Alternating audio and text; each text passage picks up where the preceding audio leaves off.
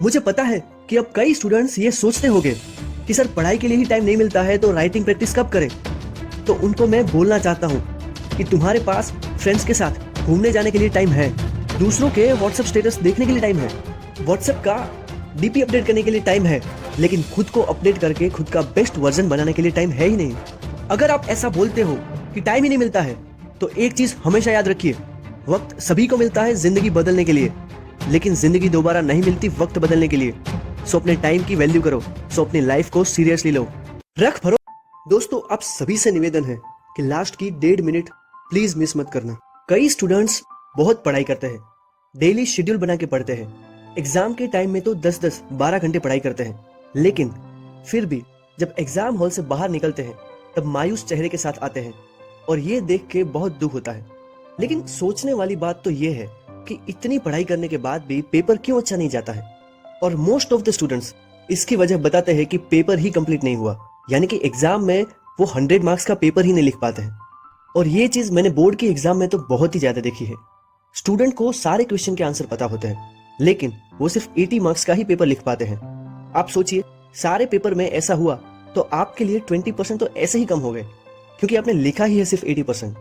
यानी कि अगर बाकी आपने जो भी लिखा है वो सही लिखा है, ऐसा समझते हैं कि आपने जो लिखा है उसमें से 90% सही लिखा है, तो भी आपके सिर्फ 72% ही आएंगे।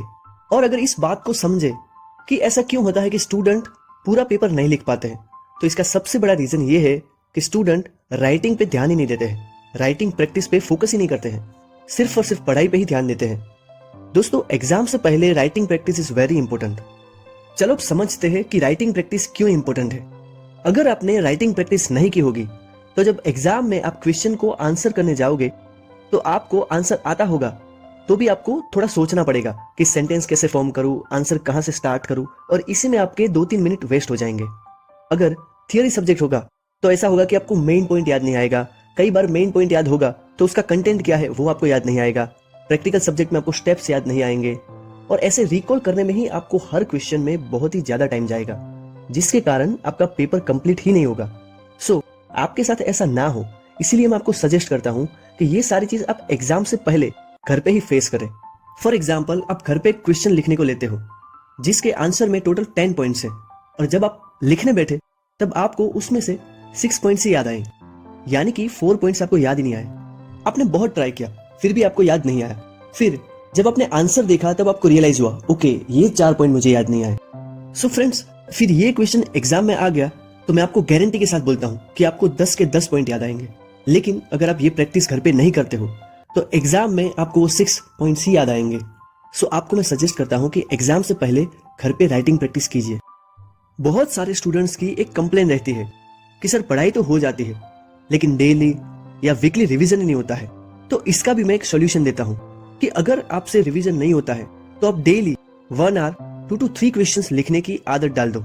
इससे आपको राइटिंग प्रैक्टिस भी हो जाएगी और वो सभी क्वेश्चंस का रिवीजन भी हो जाएगा। भरोसा खुद पर क्यों ढूंढता है फरिश्ते, पंछियों के पास कहां होते हैं नक्शे, फिर भी ढूंढ लेते हैं सारे रास्ते।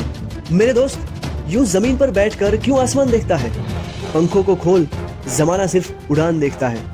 बेस्ट ऑफ लक, अपना बेस्ट दीजिए और एग्जाम में आप जो भी चाहते हो रिजल्ट, वो रिजल्ट अचीव कीजिए।